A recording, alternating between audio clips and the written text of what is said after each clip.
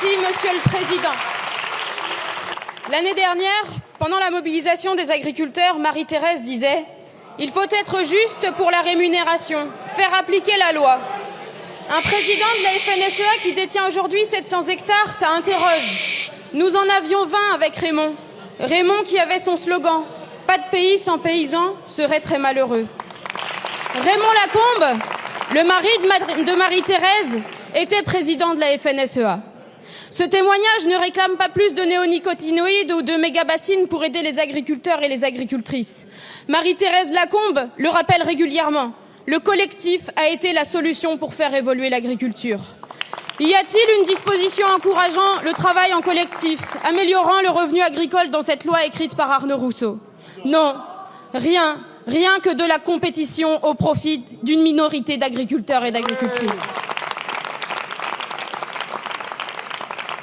Le 17 mars, Pierre Alessandri est assassiné dans sa ferme en Corse. En 2023, Paul François, paysan charentais, est violemment agressé à son domicile après avoir fait condamner Bayer pour son intoxication aux produits chimiques. Et ces paysans bretons, intimidés pour avoir posé des questions sur l'enrichissement de certains de leurs dirigeants. En Bretagne, en Corse, en Charente, c'est la violence contre les paysans qui est la première contrainte à l'exercice du métier d'agriculteur. Et que fait le gouvernement? Rien. Que propose cette loi pour lever les contraintes?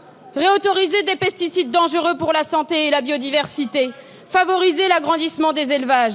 Par contre, rien pour des prix rémunérateurs garantis et l'encadrement des marges. Rien sur le foncier, sur la concurrence déloyale, accentuée par les accords de libre-échange. Pire, le sénateur Duplon pointe une agriculture de l'assistanat. Voilà comment les majors de la FNSEA considèrent leurs collègues agriculteurs. La loi Duplon ne profite qu'à l'agrochimie et à l'agrobusiness. Elle symbolise l'un des derniers soubresauts de l'agriculture industrielle. Pour tous les autres, cette loi représente un danger. Avec cette motion de rejet, vous piétinez la voix des paysans et des paysannes qui s'opposent à ce texte. Vous piétinez la voix et la mémoire des victimes de pesticides, agriculteurs, salariés, riverains. Vous tremblez face au lobby. Merci, Madame la députée. Non. Vous ramassez ça, s'il vous plaît, tout de suite. Vous le savez.